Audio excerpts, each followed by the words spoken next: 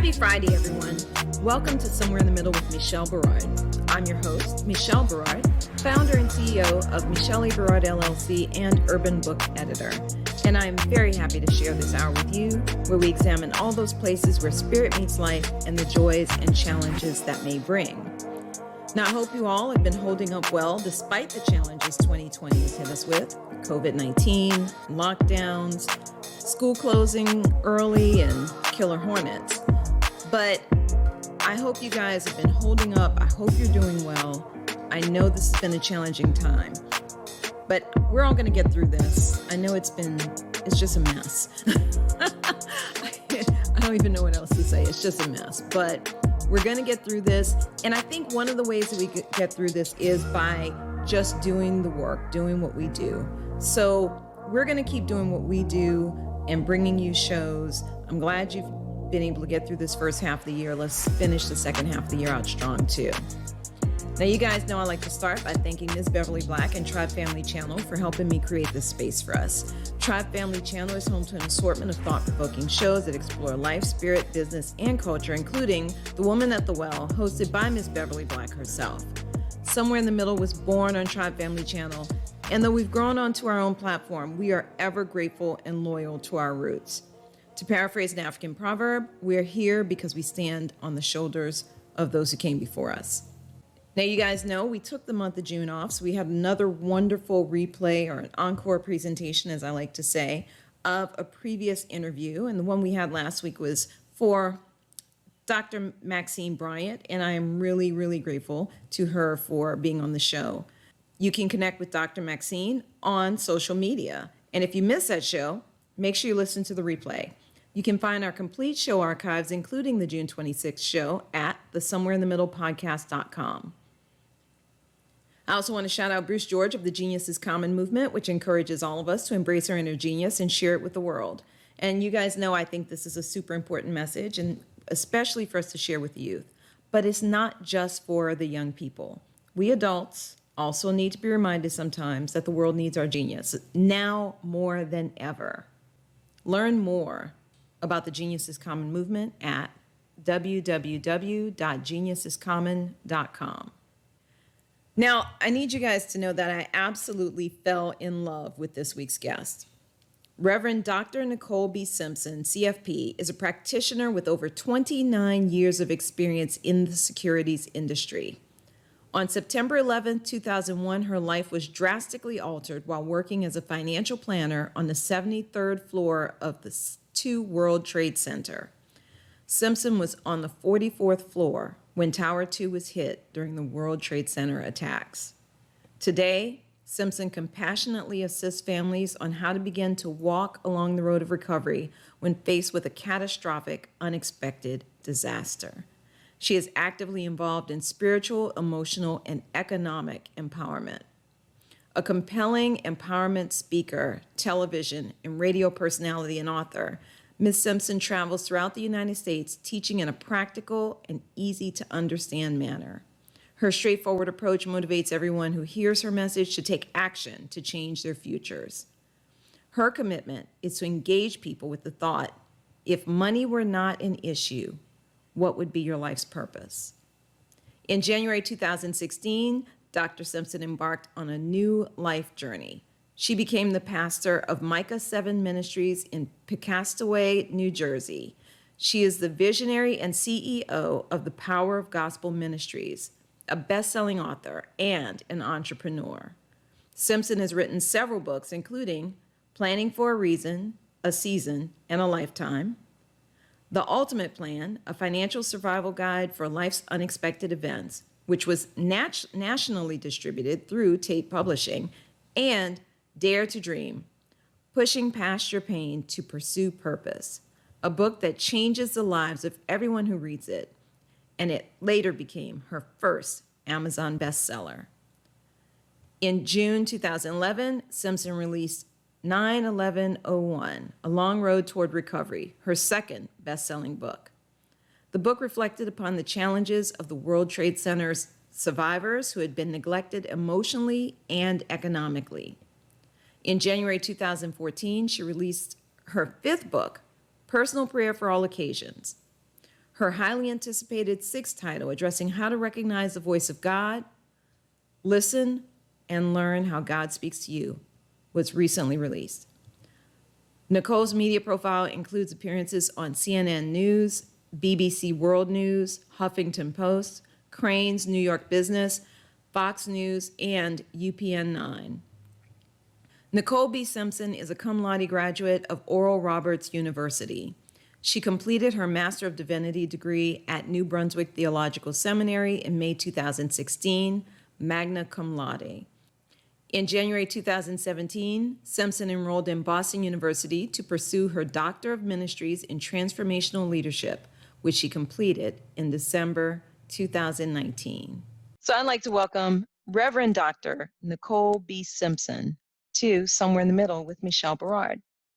Dr. Simpson, thank you for joining me. Michele, thank you so much. I'm very excited to be here with you and Somewhere in the Middle today. I'm looking forward to just enlightening and encouraging your audience. Well, to that end, you may or may not have heard that I like to start my interviews with two questions. And if you're ready, I will ask you those two questions. Yes, ma'am. All right. So, Dr. Simpson, who are you and how did you become who you are today? Wow. Who am I? Well, if I define myself according to what other individuals say, I pray that everyone, when they engage with me, will find me to be an individual that operates with the spirit of excellence and a woman that takes great pride in being integral. And the reason why is predicated upon my history, which has had somewhat of a complicated past. And so just to delve into it very quickly, I had one of those childhoods where um, I grew up in dysfunction. So I'm sure your audience can identify with that, where there was a lot of abuse, alcoholism, drug addiction, sexual traumatization, and physical abuse in my family dynamics. I was fortunate enough at the age of 7, even in the midst of being sexually traumatized and abused, I got this gift. And it's probably my favorite gift until my age today. And this gift was this book. And as a young person who didn't have the opportunity to watch television or play outside, I literally grew up in a room with two sisters. I have one sister that's older than me and another sister that is 1 year younger than me. And then we had another sibling 10 years later. But just growing up in that room, not being able to watch TV, I got this gift, which was a book. And the book had some red words in it. And I began to read the red words. And that's not typical for a 7-year-old, but as I began to read these red words, they began to guide and pattern my life. And it's a very interesting read, and I don't want to inundate your audience, but in reading it, it just talked about how blessed I could be. And I was like, well, I want to be blessed. And then it taught me how to pray. And I was like, okay. So I began to pray, although I was praying wrong. I didn't realize that I was establishing this relationship, the spiritual foundation that literally drove who it is that I am even to this moment. And so after 7 years of sexual traumatization and abuse, my mother found the courage to leave that toxic situation when I graduated from the 8th grade.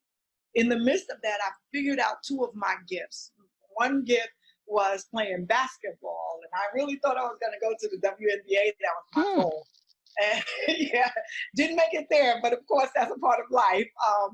But the other gift was in finances, or literally in math, to be more simplistic in nature. And I did have the opportunity to, to play ball all throughout grammar school and high school. But Michele, much like life and my environment, I got pregnant on graduation night and blew a 4-year scholarship to Seton Hall University. So there went the scholarship and the opportunity to play basketball. That went right out the window because I had a baby to take care of. And I'm from that arena that, your parents are not taking care of your kids. Your mother's not taking care of your kids. You made this bed, you lie in it. And so I had that other gift called math, and I found my way into the securities industry at an early age. And I was fortunate enough to build not only a career in that industry, which marks 29 years, I'm about to be 30 years in the industry, but I kept reading those red words. And so it did shape who I am. It does, I pray, define me, because I think I have to run faster, jump higher, be smarter than just to be acknowledged and or recognized in society today for who it is that I am. So I think that's me in a nutshell, in terms of who I am. And that's how I became who I am today. So I'm going to ask you to unpack a little of this for us. Tell us about the book. What was the book? That had red words in it. What That kind read, of book was it? it was the Word of God. It was the Bible. I got a gift of the Good News Bible. And, my family was not particularly religious. They weren't. We didn't go to church every Sunday. We were not that type of family. But I met the Lord in my room by myself with my two siblings. And I used to try to preach what it is I was reading in high heels at that time to dolls and everything. So those words helped me. And then I started reading the rest of the Word of God, of course. So that's where I think my morality and my reliance upon being a person of my word came from. Just wanting to, to be who it is that I say that I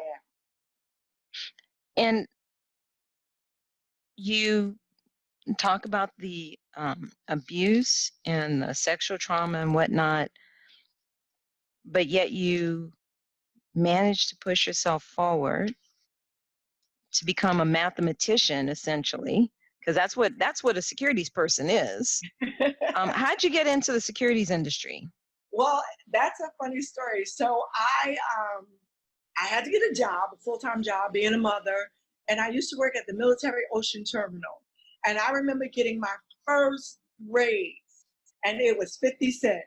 And even at the age of 19, I was like, oh, I can't live my life like this. And so I knew I needed to make a change right then and there. And so I thought that I was going on an interview for a job. And so this job said that it was that they had a job success placement ratio of 93%. And I was like, well, I'm smart. And I knew what the stock market was because I was in advanced accelerated programs since I was in the third grade. And we had taken a trip down to the stock exchange. And so that was etched in the back of my mind.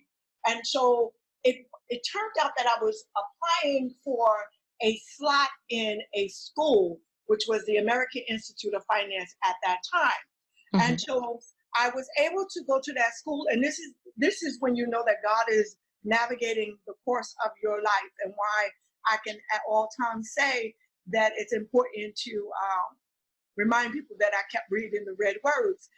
But what happened was the professor or the owner of the school, normally I would not have qualified to be there, but I figured I was going to take a chance because they were only taking people that were on unemployment or people that were on welfare, and I was neither of those individuals.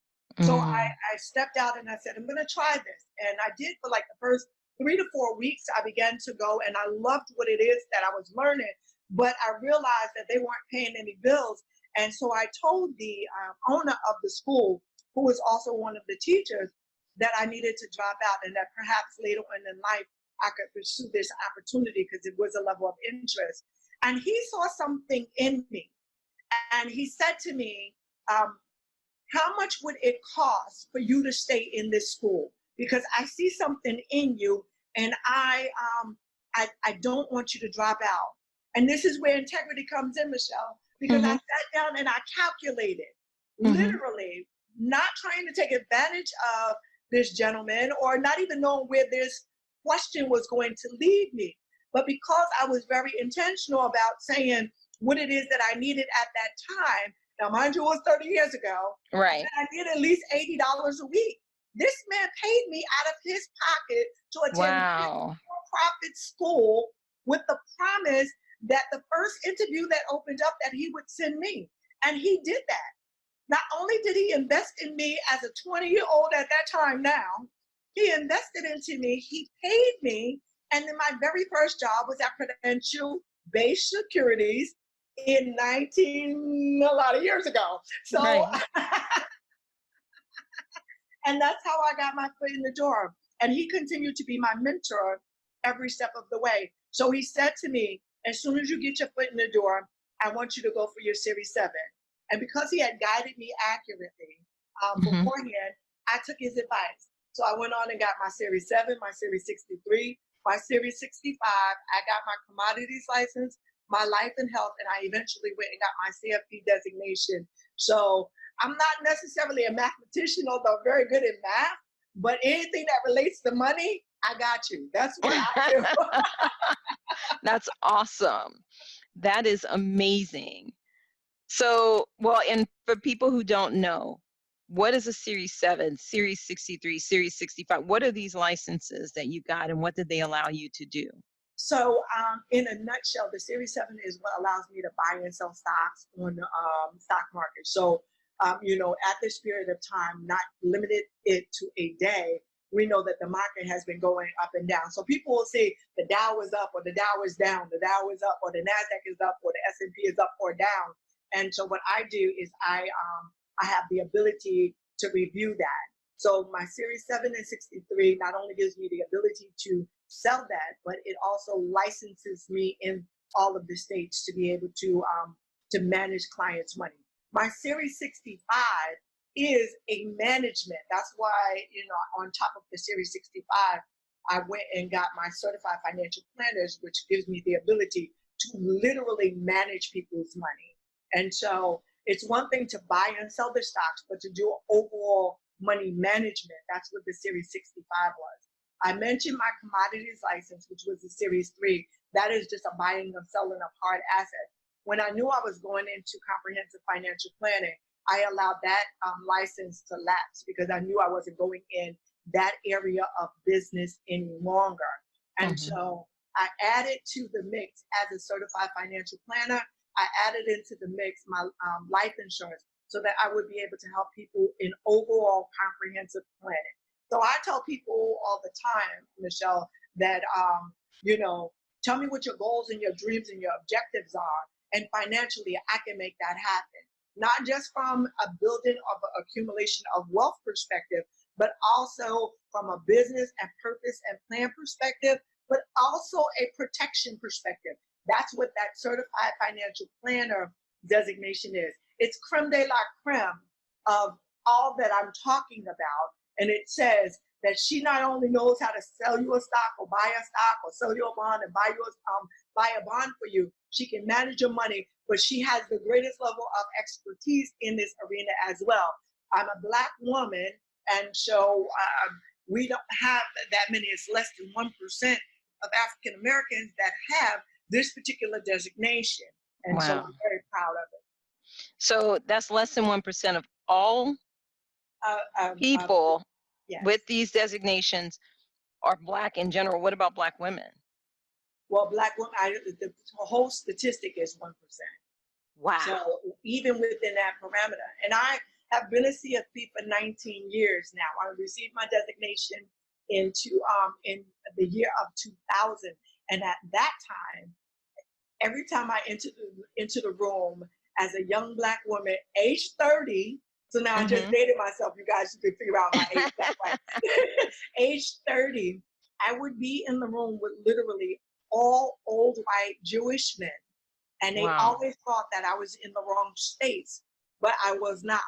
And so I'm now officially I'm an OG in this. Wow. So tell me about that experience walking into those spaces. What kinds of things? I mean, what did they try to send you out for coffee or what was going on there? I'm glad you asked that because at the age of 30 and where it is I am today, two totally different experiences, and you do see a little more diversity. But it can be intimidating when you're that young and you're working on Wall Street or you're working in upper middle Manhattan in New York City, and you're the only person that looks like you, both from a color and gender perspective. So Hmm. you know when you walk in the room, everyone turns around and looks at you, and then they want to validate or affirm that you're supposed to be there. And so Mm. there was this inner sense of insecurity that I had in the very beginning until I realized the power that I had. And it did not come overnight recognizing that power. But the power came in, Michelle, and I think this is important for individuals that are in the areas where they may be the only minority representation, is that I have the same right to have the access to information that is oftentimes not accessible to people that look like me. And so once I recognized the unique position that I was in, I wanted to be like a sponge and learn all that I could so that I can go back and empower and advise my community so that we do what other cultures and communities do in order for us to be financially free. Well, and that's really important because one of the things that I hope people are seeing, we're in the middle of a pandemic Yeah, as we're talking right now, and in the middle of some protests going yes. on around not just the United States, but around the world. And I hope that people are learning a little of the history of some of these things. Like we were purposely locked out of capital and purposely locked out of even learning about the money system properly. You are absolutely right. And that's one of the reasons why I have embarked on not only educating and speaking, across the country, but also, just kind of writing Dare to Dream, which really deals with and addresses, several of my books deal and address specifically with the financial trauma that's associated with our culture and our community. And then also try to educate and advise what it is that we need to do. So I am one that's really big on providing ample information for free so that individuals that even if you didn't talk to an advisor, those red words in the Bible tells me, and Hmm. God would not have us to be ignorant.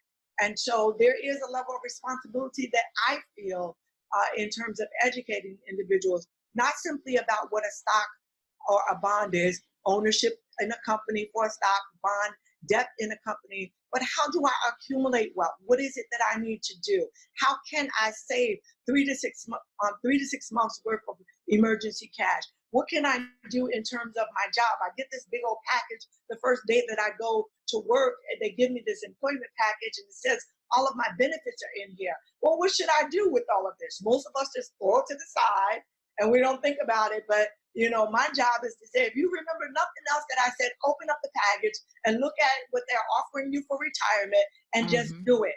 And Right. so there's some simple nuggets that I think I want to ensure I let people know that if they remember nothing else ever in terms of being closed out to information, capital opportunities, that I met Nicole. She said, the moment I get a job, I better sign up for my 401k. No matter what I do or whatever retirement vehicle that they have, I need to do that. And so those are, the things that from a practical perspective, I want to make sure that people get that information because we have been locked out. And right now, during this area, it's not just COVID and racism. Everything has been disrupted in 2020. And so Yes. if we look at where it is, we have, COVID-19 allowed us to see the health disparity. Hmm. The financial market itself has allowed us to see the wealth and income inequality disparity. And then the greatest sin of America, which is racism, all of them are being unearthed right now, although they were never new to us. The rest Right. of the world is looking and saying, wow, Black people have it hard over there in America. They have not been treated fairly. But I always also believe, because I don't want anyone to get discouraged, there's always opportunity in the midst of crises. And I think that when we do learn this information, Michelle, we can begin to do some amazing things. And that's what my goal is. Well, I want to remind everybody we are here with Reverend Dr. Nicole B. Simpson. We are talking about her life and her experience and all of her expertise in finance, but there's a whole lot more that we're going to talk about. So, Dr. Simpson, you mentioned this specifically about educating our folks. One of the things that I thought was interesting, this is interesting for me as a parent. I have a 3 young adults, one who's actually approaching grown up or respectable grown up age now. And when she got her first job out of college, she went to work for a consulting firm. And I said to her, you need to sign up for your 401k. Now, I'm not a fancy money person like you, but I know enough to tell her that, right? And she Yes. was like, oh, I don't really, I don't, what would you tell these young folks who are not feeling like this is something that they want or need to do Right at away. 21, 22, 23? So, first of all, I want to commend you for at least putting that out there to your children. I have some children that are of respectable age also. So, I didn't give them a choice, but that's because I have a level of expertise. But I do teach young people, and I think this is the perfect way to have that conversation. To encourage young people to look at their parents, to look at their grandparents, and then do the basics. I ask people all the time, well, so does your grandmother still eat? Does your grandmother still live in a house? Does your grandmother still have a car? Does your grandmother, go on vacation? So where do you think she's getting her money from? Because is she working? Like I go through those things first Mm-hmm. and say, okay, so there's going to come a period of time in your life where you're going to want to have the nice thing that grandma has, because usually if all is well, or I'll just change the scenario accordingly, you can use it from the negative perspective if grandma didn't do a good job, or the positive perspective if grandma is pushing a 750. Mm-hmm. If you Mm-hmm. want to be like grandma or you don't want to be like grandma, then this is the time to save now.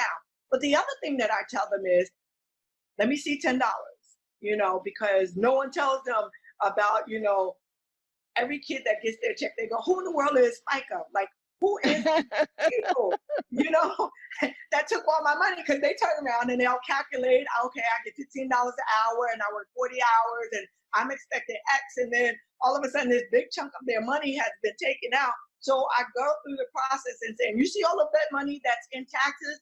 What if I told you you can take some money out of your left hand and put it into your right hand?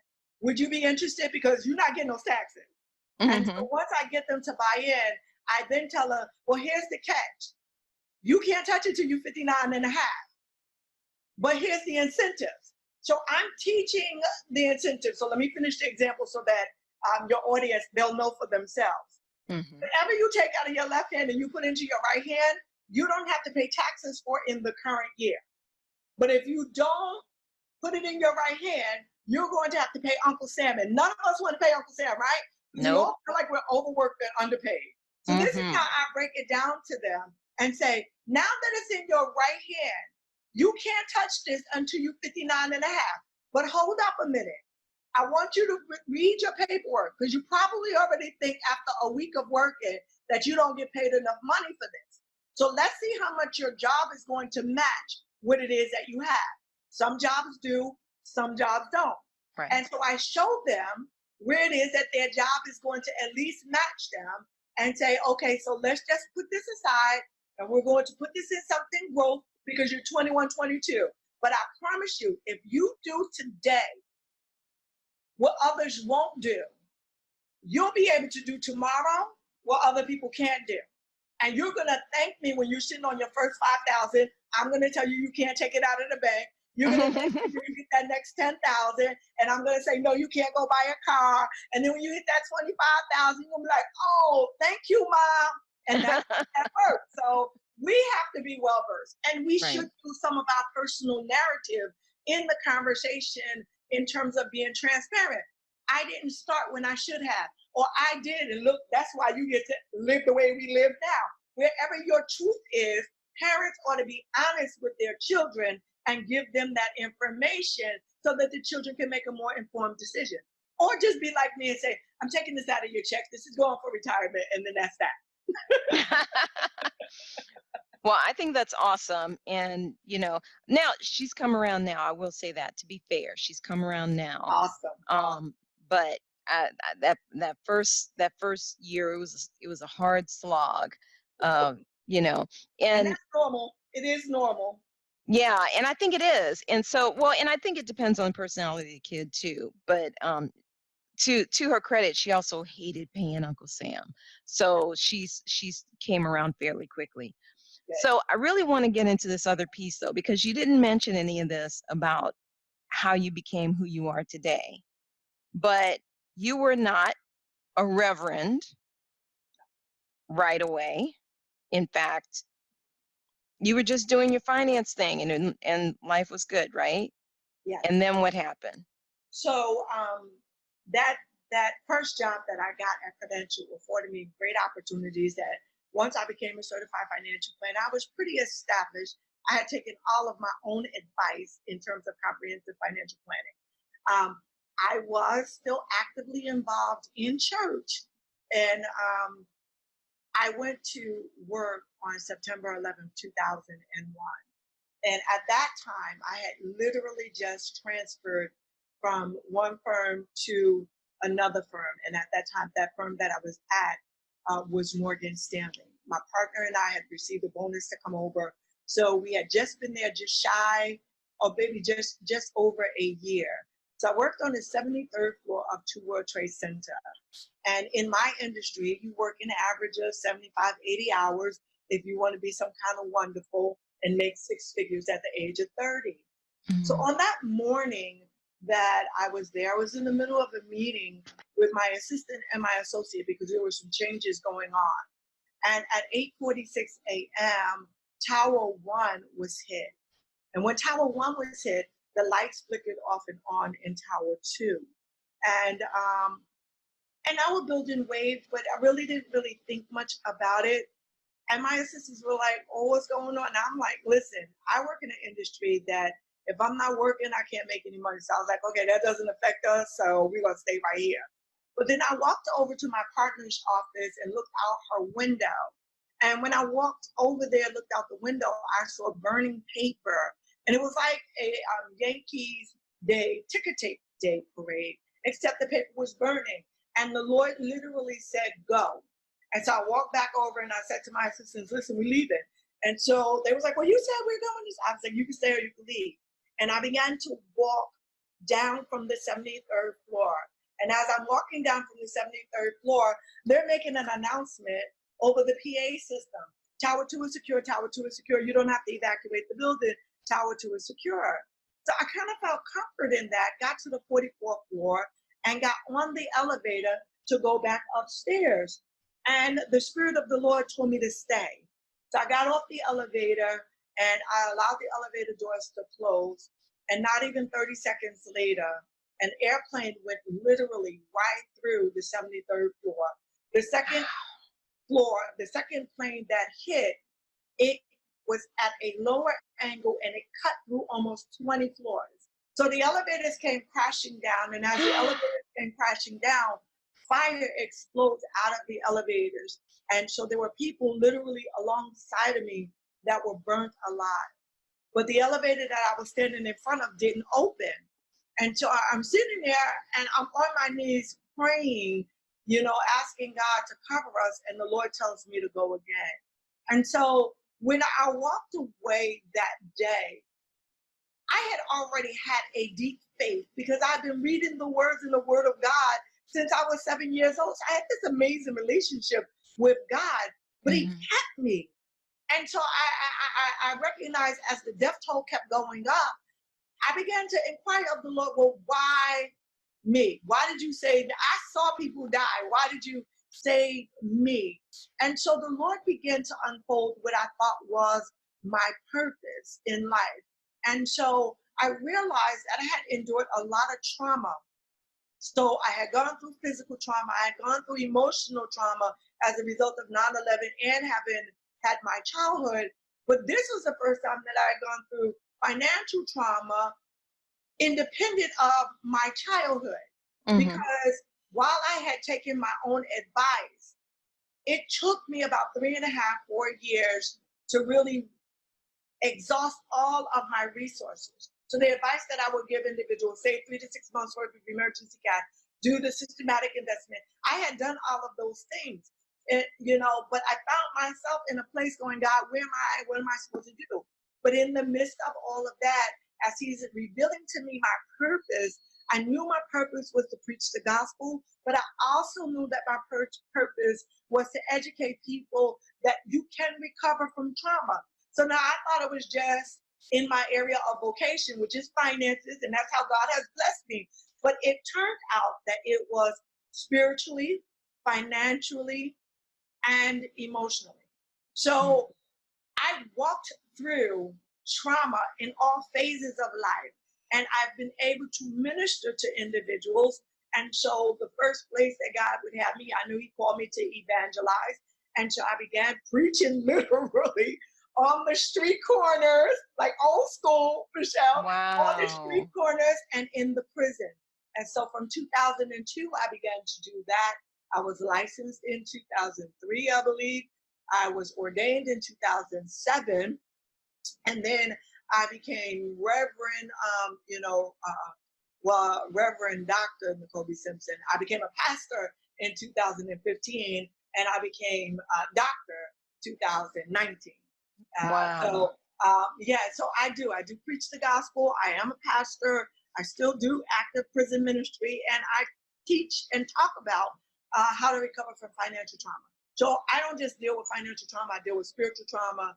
I deal with emotional trauma. So that is who I am. That's how I've evolved into the woman that perhaps you see today. I think one of the reasons why God trusts me, because I do believe He trusts me since 7 years old. We've been rocking out together for 42 years and counting, and I'm not going anywhere. So I believe one of the reasons why He trusts me is because I have relied heavily upon Him in the worst of times. And I did not abandon Him in the best of times. And so He has guided me through the highs and the lows, through the thick and the thin. And I think we need that now more than ever before. And so I'm grateful to be who it is I am today. Wow. That's an amazing story. That is really amazing. And I have a question for you, and this is based on my own observation. It seems to me that emotional trauma and physical trauma often are accompanied by or precipitate financial trauma. What is your observation on that? Listen, I am so excited that you said that because you hit the nail on the head. And this is the thing that I don't think we understand, that because of what we're dealing with emotionally and physically, that's the first underlying core issue. But the next step always is, how do I address this financially? If you are sick, if you lose a job, if you have any level of crises, the immediate crisis needs to be dealt with. However, we deal with it from our economic lens. So let's just use this age of COVID-19 as a perfect example. Isn't it interesting that the people that we don't want to pay money are now essential, because they're Yep. the very reason why we can maintain our standard of living or our lifestyles now? But Mm-hmm. what's the underlying issue? It was health. So it was a Mm-hmm. health crisis that was further exacerbated by our financial condition in society at large. And here's the problem, Michelle, that people need to understand, especially minority people. And it's not that I'm not called to everybody, because I'll take everybody's money, I really will. But I am, empathetic to our people, because when America catches a cold, we get pneumonia or we die. Yes. And I need for us to understand that it really is that serious. So what has been happening now is that we have been propping up the economy. No, let me rephrase that. We have been propping up the stock market, and the wealth inequity gap is increasing all the more, Mm-hmm. because this particular administration is doing everything to keep the stock market high, but we are still dealing with food shortages all throughout the country. We're dealing with layoffs and unemployment at record numbers. I want to tell people, don't be fooled by the numbers of people that regained their jobs in the jobs report in the month of June. It is misleading at best. And Mm-hmm. so the recovery, even for that, has been on a part-time basis. And what will happen is when you do not accept a job, you are no longer eligible for unemployment. And so when you take a job that's on a part-time basis, you are still financially incapable of maintaining whatever historical standard of living you had before. So if you had a standard of living that was from paycheck to paycheck before, you are even worse now, but you're no longer the government's responsibility, i.e. through unemployment. Right. So what we deal with and what we must address is that those issues, that emotional issue, because now our stress and our turmoil is extraordinarily high, not just from a health concern and a COVID concern, but we've got to deal with racial tensions and strife and, craziness from society at large. And then so how we engage or deal with that or manage or cope, however it is we want to define it, is always based off of how much money we have in our pockets. We run the risk with asthma, high blood pressure, diabetes. We run the risk of going to a job that we're overworked and underpaid at because we really can't afford not to. We live in congested areas. If you live in urban USA, you might have 3 generations of individuals. So you have your parents, you might even have, be the person of a sandwich generation, depending on where you are. And all of that is further exacerbated by the fact that we don't have the money that society at large has. It says African Americans may have $17,000 to white America's $117,000. That's 10 times disparity overall. But we are the largest consumers. And so we need to change the conversation about money. That's why I'm so appreciative of Somewhere in the Middle and the need to really address finances overall. Michelle, you're doing a wonderful work. Well, thank you. I appreciate that because I love having people like you come on to the show and share your knowledge because I think that we have an obligation to share what we know to help other people improve their lives, much like you do. So I have another angle on this that I'm interested in your opinion because you are not just a financial person, but also a spiritual person. And from my perspective, I am seeing even the protests that have broken out Mhm. as directly related to both the financial situation and the health situation here. It's Right. almost like all of the emotional and physical and financial and spiritual trauma that Black people in this country and by extension around the world have dealt with for over 400 years. What is it, 450 plus 401. years now? Mm-hmm. Um, just all came out all at once Right. under the pressure of COVID and then in this case George Floyd's death, but it's almost like all of those other deaths, Tamir Rice and Breonna Taylor and Eric Garner and all those others known and unknown just all suddenly came up all at once. Right. And then on top of it, you've got the people who are working are largely poor and disproportionately Black. Right. So let me say this. I want individuals to recognize that this is our moment. This is our moment to understand where our power lies as African Americans. The only reason why, and this is a harsh reality that people must understand, the only reason why we're garnering this level of attention is because white America, even they were appalled at 8 minutes and 46 seconds of a man nonchalantly putting his knee on the neck of an African American in sight of the world to see without care or concern. That was too far for them. It was too in their face so that they had no other recourse but to say, I'm appalled. The reason why we know this is because the moment that rioting and looting began to transpire, there were half of those individuals that were able to, go back into their cocoon of a thing and basically say, well, but they're rioting and not recognizing that all of the power structure that we must fight for now, because we have people that are guilty of what has happened to us as a culture and a community, all of the power structure lies in economics. So let me Mhm. explain it just a little bit further, if you would give me some latitude. We need to understand that we are a $1.2 trillion economic base as consumers. And what we did after the civil rights movement, and this was the agenda of Reverend Dr. Martin Luther King, who it was not really accepted, but his agenda was an economic agenda. And the moment he spoke out against it forcefully, that led to his assassination. And we need Mm-hmm. to understand that. And it splintered the Black agenda, where he was demanding his I Have a Dream speech. It a paraphrase says, America has given African Americans a check that has been rendered insufficient funds, and we have come to collect what is due us on today. And so it has been rendered void, but we ourselves have settled for desegregation instead of equality, not only just racial equality. I don't care if you treat me, if you don't like me. What I need you to do is to respect me economically. And so we have not been financially compensated. And America is who she is today based off of stolen labor.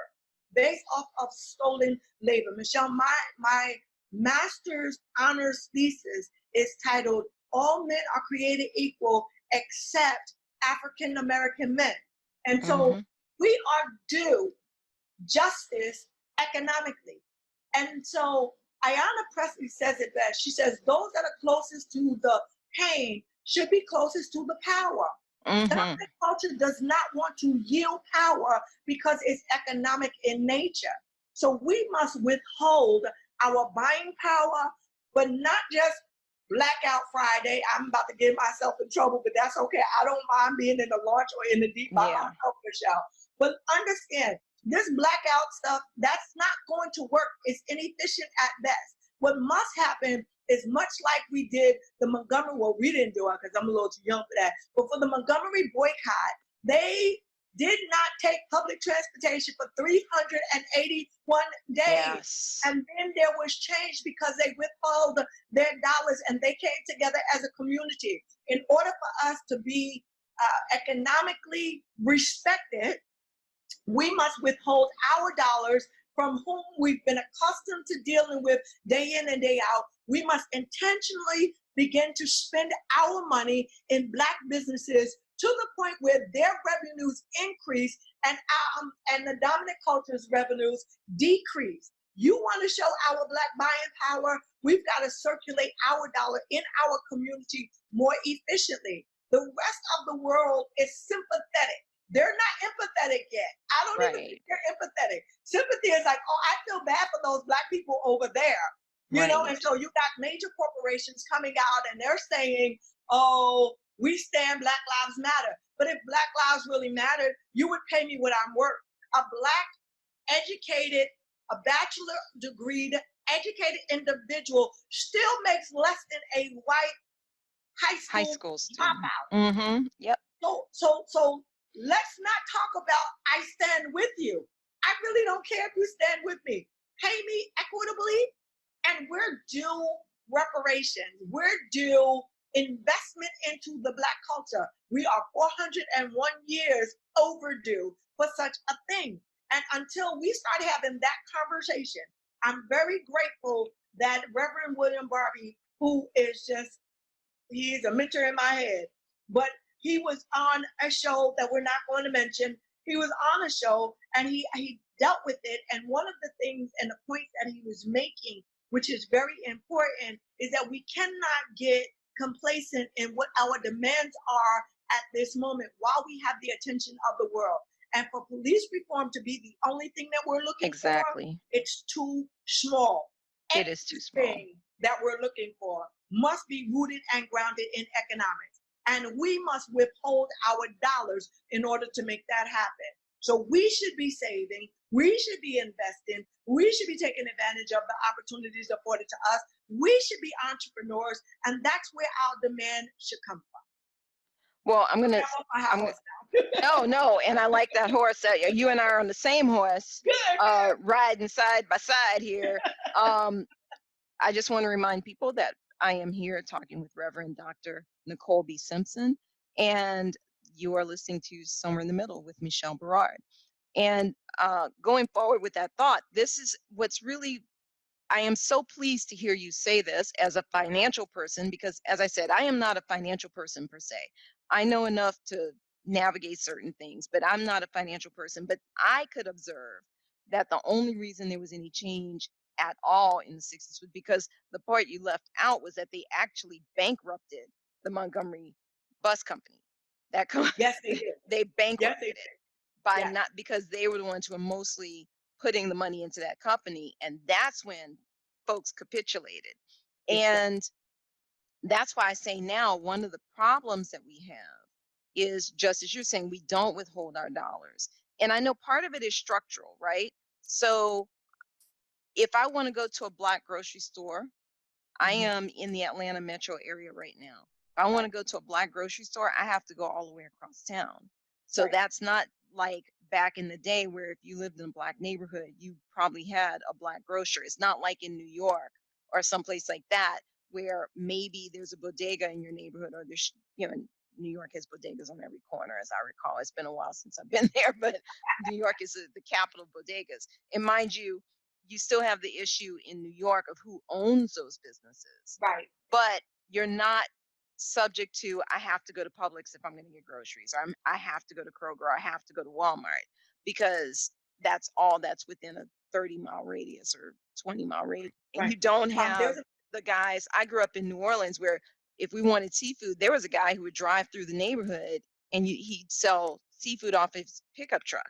right, So you could always get seafood. You could always, and you didn't have to go to the grocery store for that stuff. When I was coming up, you don't have that in so many parts of the country. So, what would be a concrete recommendation, given that we don't necessarily have the same? I mean, the bus boycott was targeted, right? yeah. Okay, we're going to not take the bus. We're going to arrange carpools. Some people are going to walk, etc. What do you think, as a financial person, knowing the structure of our economy and the way things are structured in various cities, what do you think might be a way that we could do that sort of action Good. I'm glad you. now? I'm glad you asked, and I'm so glad that you use black grocery stores as an example. Because while we absolutely cannot, utilize black grocery stores just out of the bare fact that it may not be in the average neighborhood. There's one area in which African Americans prop up a particular industry, and that is the fast food service industry. And when I say fast food, I mean eating out, dineries, luxuries, things of that nature. And so we can reallocate our dollars there. So um, if we're going to go to fast food, go to a black franchisee or cook at home. I know people don't want to hear that, but I'm just going to tell the truth anyway. But if we're going to eat out, be intentional about going to a black restaurant.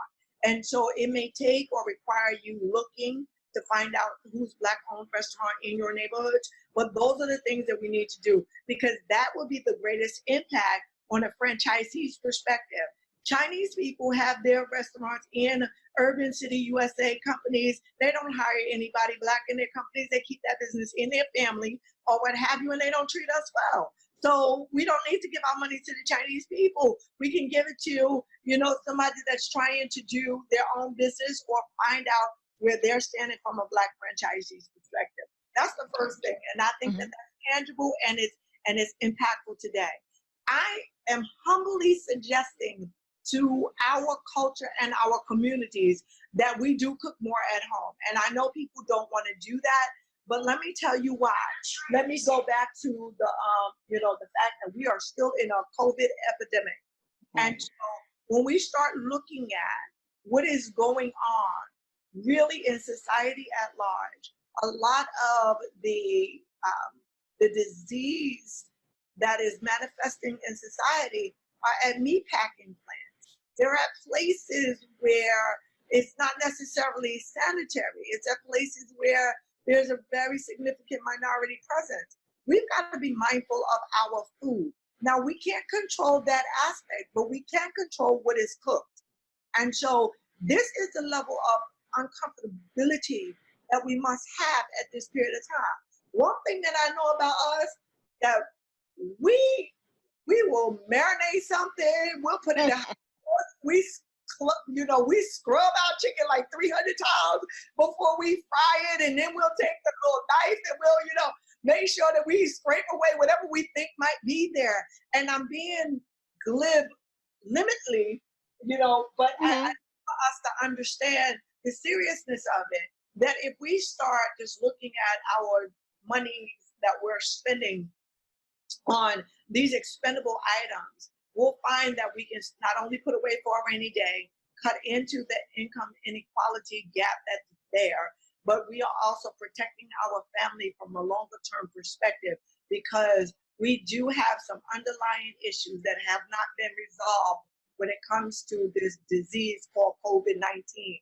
It is impacting the meatpack industry, meat plants, and we need to take heed of what that is. So I'm suggesting, and as a pastor, I told my congregation this: listen, y'all need to cook at home. You can't make somebody not do anything, but I've also educated them. So I'm like, well, if you got to go out, at least go to a soul food restaurant and hope that they learn from their grandmamas back in the day, because they'll at least Right. greens like we cook and clean our greens. We soak them in vinegar and all out the good stuff. And Right. so maybe we can kill some of those things that are not good and healthy for our bodies anyway. And we're saving money in the midst of it, Hmm. and that's the thing that I think we need to understand. We cannot afford not to save money at this period of time. And I will leave this with your audience in this regard. It is going to get worse before it gets better. It is Hmm. going to get worse before it gets better. However, in its bad times, opportunity is always present. There's always opportunity to excel in the midst of a crisis. And we have got to be well versed in what those opportunity moments are. And I believe financial opportunities will present itself, but we've got to be positioned to prosper. But if we have nothing, if we don't even have a tangible idea, then we're not going to be able to be positioned to prosper, to flourish financially. It's not going to happen overnight. It's not. No one gets rich quick Hmm. overnight. But slow and steady will have everybody be in a better financial position than what they're in now. So if we take the limits off of what we're capable of doing, Michelle, one thing that I want your audience to know is that last decade, 2010, I came into this position of wanting more for my life. Because I had done everything in the securities industry and got my CFP, I didn't even have my college degree. I got my bachelor's in 2013. I completed my master's in 2016. I completed my doctoral studies in 2019. And so today I'm Dr. Nicole B. Simpson, but I was just Nikki from the block 10 years. You understand what I'm saying? So Right. 2 years will allow you to get in places financially, emotionally, and spiritually that you've always desired to go if you would give yourself space and time to achieve it. And that's what I think we as minorities have the greatest of opportunities to do with this year of 2020. Everything is Yes. disrupted. So let's take advantage of it. Yes, yes, I agree. Everything is definitely possible. Everything. So, Dr. Simpson, where can people get your books? Where can they connect with you? How can they reach you? Um, Anybody that is interested in any of my books, and I do have a new release, it's called Dare to Dream, Pushing Past Your Pain to Pursue Purpose. They can log on to www.nicolebsimpson.com. NICOLE B as in boy, SIMPSON.com. And all of my handles, Facebook, YouTube, uh, Twitter, all of them are Nicole B. Simpson. So I'm easily found. And make it easier for everyone, you could go Google Nicole B. Simpson and you'll find me via Google as well. Awesome, awesome. Dr. Simpson, thank you so much for being on Somewhere in the Middle with Michele Barard. Michelle, thank you so much. It's my pleasure. God bless you all. Now, I know a lot of you have been looking for those True Talk episodes I do with our good friend Julia Black. Due to COVID-19, we decided to focus a lot of energy on that topic in particular.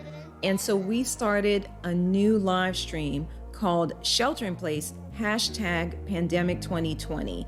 You can find that on Podbean live Tuesdays and Thursdays at 4:30 p.m. Pacific, 7:30 p.m. Eastern, and on Saturdays at 1:30 Pacific, 4:30 p.m. Eastern. The schedule can change sometimes if we are super, super wicked busy or something happens crazy, like, I don't know, you move across the country. Who knows? All kinds of stuff happens. But that's where you can find us most of the time. We are going to have some more True Talks coming up. But just so you know, if you are looking for our friend Julia, that's where you'll find us. Go to the Somewhere in the Middle podcast.com and sign up to follow the podcast, so that way you'll get notifications when we go live.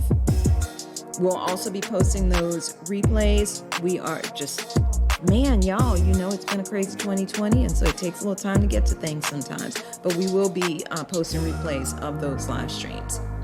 That's our show this week, guys. You can reach out to me online at urbanbookeditor.com or michellebarard.com. You can also find me on Facebook and Instagram as Urban Book Editor. Send me a note. I'd love to hear from you. Feel free to send in some topics you'd like us to cover on the show. Make sure you guys tune into the show on July 24th when my guest will be author Latara Robinson.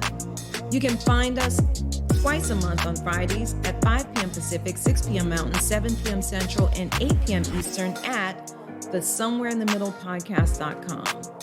Let's continue the conversation. You guys be good, stay mindful, and remain prayerful. Peace and blessings, y'all.